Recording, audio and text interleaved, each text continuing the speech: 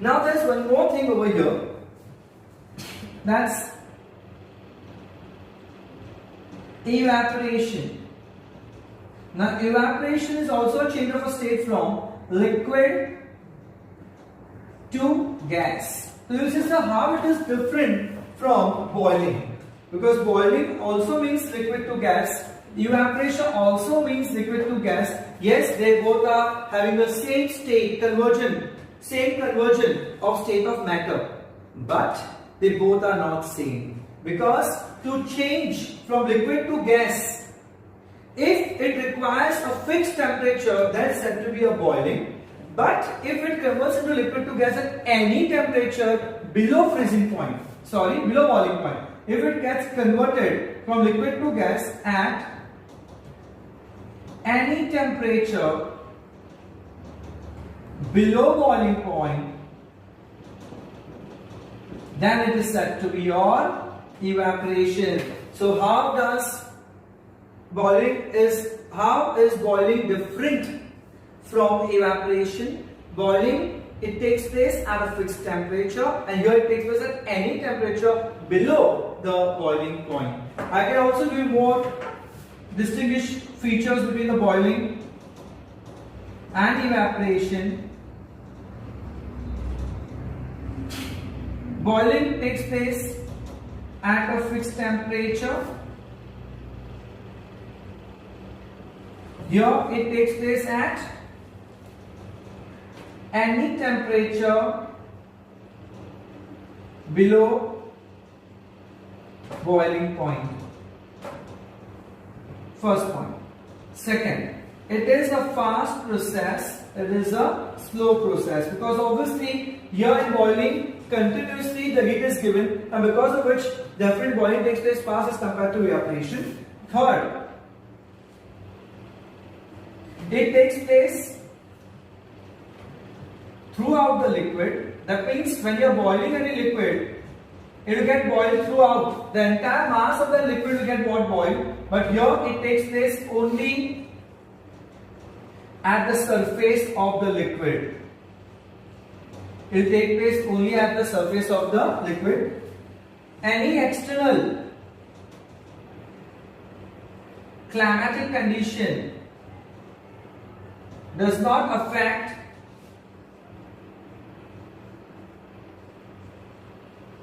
boiling,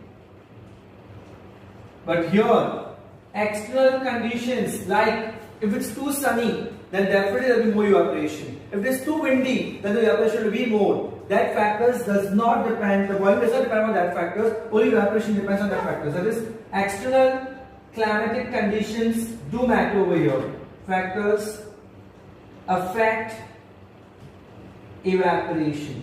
So this is how you can say that boiling and evaporation are not same. So boiling, it takes place at a fixed temperature, it takes place at any temperature below boiling point. Here it is a fast process, slow process. It takes place throughout the liquid, it takes place only on the surface of the liquid. External climatic condition does not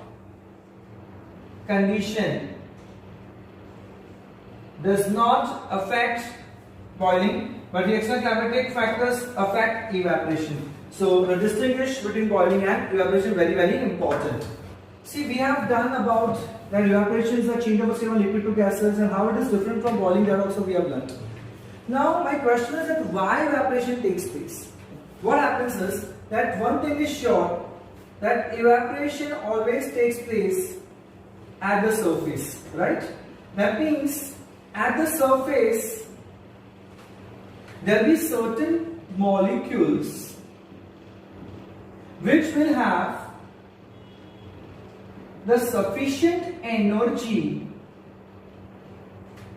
That means there are few molecules which are present at the surface of the liquid will have a sufficient energy to convert them from what? Liquid to gas and vaporize and escape in the atmosphere. That means out of all the molecules, the one which has sufficient energy to leave the water molecule and convert into vapor that such molecules will definitely get released where in the atmosphere. So because of which the molecules which had more energy, that is obviously the heat energy, they have converted them from where? From liquid to gas. So now what happens, that as the molecules which had more energy, they have lost in the atmosphere. So now here the temperature will increase or decrease. Obviously, as the one which had more temperature have released. So now the temperature of this particular part will definitely decrease. And as the temperature decreases, it will give a cooling effect. That is why evaporation always causes a cooling effect. Evaporation always causes a cooling effect. And you one more example. In case if you sweat and if you sit under a fan, you always feel it's cool. Reason because definitely the particles which had more energy, now they are what? Losing from your body. That means which had more heat energy, if they are losing from your body, will give which effect to you? Will give a cooling effect. Students, we have done the interconversion of matter, that is solid to liquid, liquid to gas. But I have told you that whenever you will change a given state of matter, that given state of matter will change only and only at a constant temperature. That means whenever I am talking about the melting point, boiling point means what? The constant temperature at which substance changes from solid to liquid or liquid to gas is called melting point or boiling point. So over here, when you are changing from solid to liquid or liquid to gas, will come here. In case if you have solid at minus 10 degrees Celsius, that solid minus 10 degrees Celsius will first become what? When you will heat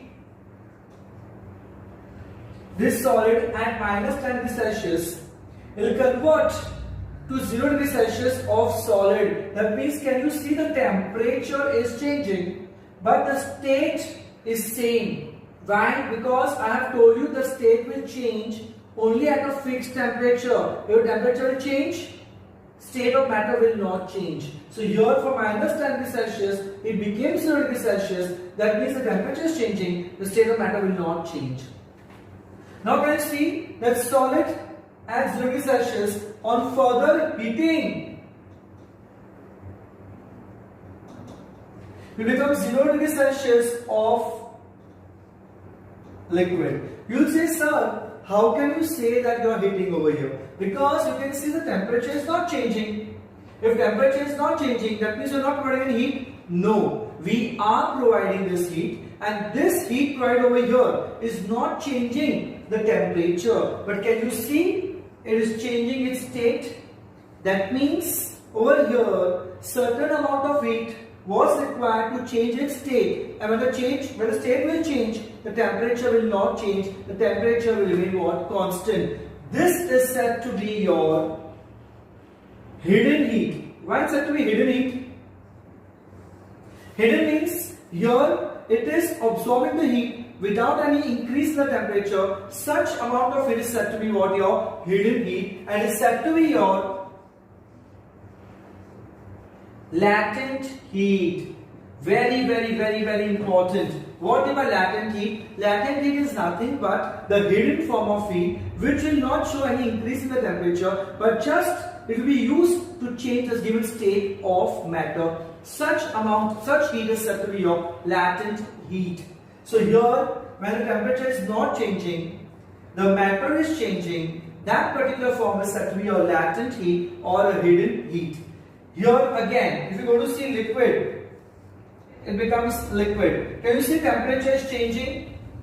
Yes, but the state is not changing. As I have told you that whenever there is a change in the temperature, the state will not change. There is a change in the temperature, the state will not change. But now on further heating, temperature will not change, but the matter will definitely change. That means whenever there is a change in the state of matter, the temperature does not increase, but it changes the state of matter, and such form of heat where the temperature does not change is said to be your latent heat. It's a hidden heat, right? Because temperature does not rise. It just uses the heat to change the state of matter. Hence, over here and here, we have two process, or you can say two forms where latent heat was used. So first, here the latent heat was used to convert from solid to liquid. Such latent heat is said to be your latent heat of fusion. And here, from liquid to gas, that means you can see the state of matter is changed different, huh? Solid to liquid, latent heat, obviously because there is no increase in the temperature, so latent heat, but the state is what, solid to liquid, therefore fusion. Here, temperature does not increase, so obviously latent heat, but here we are using from liquid to gas, that is called latent heat of vaporization. So now we'll understand briefly exactly what is latent heat of fusion and latent heat of vaporization. But yeah, in short I can say it's a hidden heat used to just change the state of matter. So now we'll start with latent heat of fusion and vaporization. Latent heat of fusion. What do you mean by this? It means that in case if let us say when you heat 1 gram of ice which is at minus 10 degrees Celsius, then on heating it becomes mass will remain the same, ice will remain ice only. On further heating there will be no increase in temperature, but will be definitely absorbing the heat, will be 100% absorbing some heat to convert it from ice to water. So 1 gram of ice when it becomes 1 gram of water, the amount of heat what it takes to convert from solid to liquid is said to be a latent heat of fusion. That means normally the 1 gram of ice ka latent heat of fusion is 336 joules per gram. That means if 1 gram of ice wants to melt, it can melt only if it absorbs 336 joules of heat energy. Similarly, if 1 gram of water wants to convert into ice, it has to release. Remember students, whenever they want to convert from ice to water, it has to absorb heat, and if you want to convert water to ice, it has to release heat. And both the cases, 1 gram of ice to melt has to absorb 336 joules per gram, and in case the water has to freeze, it has to release 336 joules per gram. 1 gram compulsory has to absorb or release 336 joules to convert either from ice to water or water to ice. What do you mean by latent heat of fusion? Now definition. The amount of heat absorbed or released by the unit mass. What's unit mass? Means 1. So I'm talking about 1 gram over here. So it's a unit mass. So amount of heat absorbed or released by the unit mass in order to change its state completely at its melting point. At its melting point is said to be what? Your latent heat of fusion. So what's latent heat of fusion? Amount of heat absorbed or released by unit mass to change its state completely from solid to liquid or liquid to solid at its melting point is said to be your latent heat of fusion. What's the latent heat of fusion of ice? It is 336 joules per gram. What does this indicate? That means every 1 gram of ice to melt will require 336 joules of heat energy, or if 1 gram of water has to what? Freeze, it has to release 336 joules of heat energy. This is what your latent heat of fusion. Now comes latent heat of vaporization. Latent heat of vaporization is of water is 2260 joules per gram. So sir, the same ice had become what? Ice had come into water, and then same water has come into what? Gas. So when it had converted from ice to water, the latent heat was only 306 joules per gram. That means if 1 gram of ice has to melt and become water or liquid, it requires 306. Now same that 1 gram, sir, same. Now it is taking in 2260 joules. Why so much amount of heat energy as compared to this? Why there is an increase in the heat energy? If the material is same, then the amount of heat energy required also should be same? No. The reason is because over here,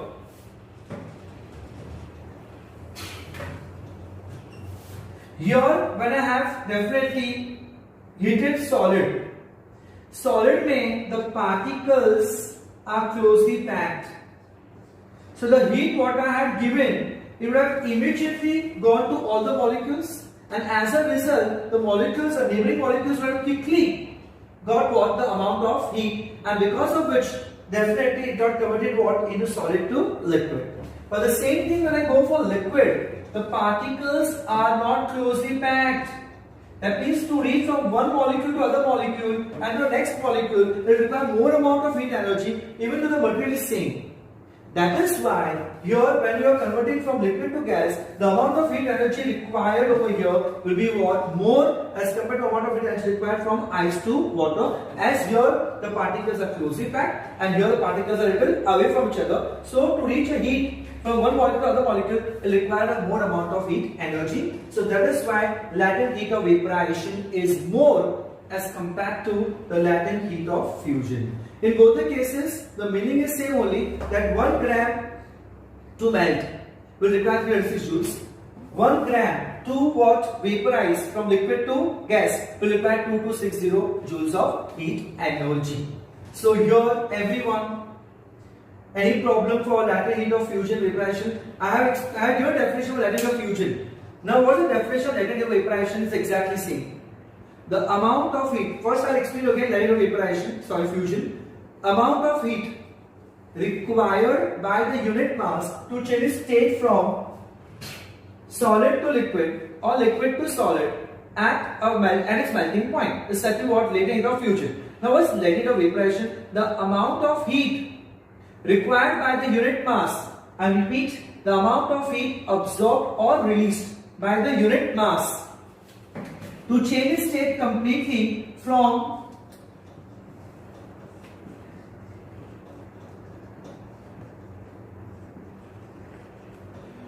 amount of heat absorbed or released by the unit mass to change its state from water to steam or steam to water at its fixed temperature, that is the boiling point, is said to be a latent heat of vaporization. And what's the latent heat of vaporization of the steam? Is 2260 joules per gram. The latent heat of vaporization of water is 2260 joules per gram. So now the latent heat of vaporization of water, if I ask you water to steam, is 2260. That means when you are heating water, it will require 2260 joules per gram to convert from water to steam. And in case we are releasing, that means steam, on releasing heat, we also take 2260 joules per gram. So latent heat of fusion is 2260 joules per gram. On heating, water will require so much. On cooling, steam will release so much heat energy to convert from steam to water. Now we will be learning about the certain applications for the latent heat of fusion and latent heat of vaporization. One by one, first I'll start with latent heat of fusion. Now the first application for latent heat of fusion.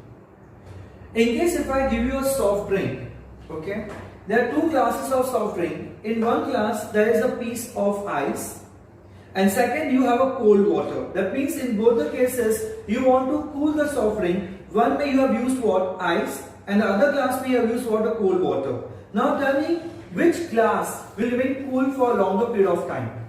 So first I'll explain you about the ice. The answer over here is ice. Reason, just listen to me. As I have told you that now latent heat of fusion of ice is 336 joules per gram. So that means in case if you are taking the soft drink with ice, every 1 gram of ice when it will melt, it will take the heat energy of the soft drink. How much heat energy? 336 joules of heat energy. That means still the entire piece of ice will not melt. It will continue to take the heat of the soft drink, and continuously soft drink will lose what? Heat energy. As a result, it will remain cool till the ice does not melt. But in case we are talking about the cold water, that means when you are adding cold water in a soft drink, the cold water already has a temperature what? 0 degrees Celsius. So that means when it takes the heat of the soft drink, along with the soft drink, the temperature of water also will increase. That means here on taking the heat, the cold water, on taking the heat of the soft drink, the temperature of the water and the soft drink will rise, and hence you will not be able to keep the cold drink cool for a long period of time. So that is why the soft drink can remain cool for a long period of time with what? Ice. because ice will take in the heat of the water soft drink till it does not melt. So that is how the lateral heat of fusion plays a role. There's the first application. Second application, like over here when in cold countries I'm talking about the snow. Why all the snow does not melt at once? Because snow when it melts, it will require heat energy which it will get from the surrounding. Now in cold countries, obviously the surrounding will be cold. That means to melt such huge lump of ice or snow, it requires huge amount of energy which is not present in the atmosphere. That means all the snow will not melt at once because each gram will require 306 and so much heat energy is not available in the atmosphere or surrounding. So all the ice, all the snow will not melt at once. Why in cold countries all the water which is there in the rivers, ponds or lakes does not freeze at once? Because whenever the water, if they have to freeze again, they have to release 336 joules of heat energy. Now here in the cold country, the water will already be cold only. So much of amount of heat energy, like the 336 joules of heat energy will not be available for such a big mass of water. So the entire mass of water will not freeze at once because the heat energy required to release is not available. That is why all the water will not get freeze at once. Now the fourth example, normally it is very cold in the cold countries after the hailstorm as compared to during or before. After the hailstorm it is very cold. Reason? Because after the hailstorm starts melting, and when it melts it will take the heat from the surrounding. So when the surrounding will lose the heat, definitely the surrounding becomes what? Cool. That is why it is normally very cold after the hailstorm as compared to what? Before or during the hailstorm, because the amount of heat required to melt the hailstorm will be taken from the surrounding, and as a result surrounding becomes very cold. Therefore it's very cold in the cold countries after what? It melts the hailstorm. And the last is, ocean currents can carry the iceberg for a long distance. Reason? Because iceberg are made up of what? Ice. And to melt, it has to release how much? 336. It will require 336 joules of heat energy. So that is why the much amount of heat energy is not available. That is why all the iceberg, or you can say ocean currents will carry the iceberg for a long distance. So these are the examples for the lateral heat of fusion. Now we'll start with the lateral heat of vaporization. Now burns caused by the steam are more severe as compared to the hot water or the boiled water. Now for example, if I just see when the water is at 0 degrees Celsius, obviously the water is cold. On heating, this is called what? The boiled water or a boiling water, which is at 100 degrees Celsius. That means the boiling water will have heat only up to this much, whereas the 100 degrees Celsius of steam will have so much heat energy more, and this is how much? 2260 joules per gram. That means steam will have 2260 joules of heat energy more per gram of steam. Will have 2260 joules of heat energy more as compared to what? The boiled water. That is 1 gram of boiled water will have 2260 joules per gram energy less. 2260 joules of heat energy less as compared to steam. That is why the burns caused by steam are more severe as compared to the hot water or the boiled water. And the last example, why all the water from the rivers, lakes or ponds does not vaporize at once? Obviously, to vaporize 1 gram of water, it will require how much? 2260 joules of heat energy. That means it has to lose 2260, it has to gain 2260 of heat energy from the surrounding. Such a huge amount of heat will not be available in the surrounding. Hence, all the water from the rivers, ponds and lakes will not vaporize at once. Now, one more thing is that graph. Here, in case if I have minus 10 degrees Celsius, 0 degrees Celsius and 100 degrees Celsius. So now minus 10 degrees Celsius obviously is what? Your ice. So ice on heating, this is a solid state. Ice on heating will definitely change its temperature from minus 10 to 0. Now on further heating, it will convert from where to where, students? Solid to liquid at the same constant temperature, 0 degree Celsius. On further heating, definitely the liquid will attain 100 degrees Celsius, and after that it will change into steam or gas. That means over here, this is what a solid state. Here this is what conversion from solid to liquid at a constant temperature. Then liquid to liquid, definite temperature is rising, and then liquid to gas, over here the temperature remains constant. Can you see that this is, let us say this is AB and this is CD. Why CD is longer? As I have told you that change of state from liquid to steam will require more amount of heat energy, that's 2260 joules per gram as compared to 336 joules per gram. That is why the line for CD will always be longer. That shows that latent heat of vaporization is more as compared to latent heat of fusion. So this is just a graphical representation for the interconversion of state, which is very important. And with this, we have finished the entire chapter, the first chapter of matter.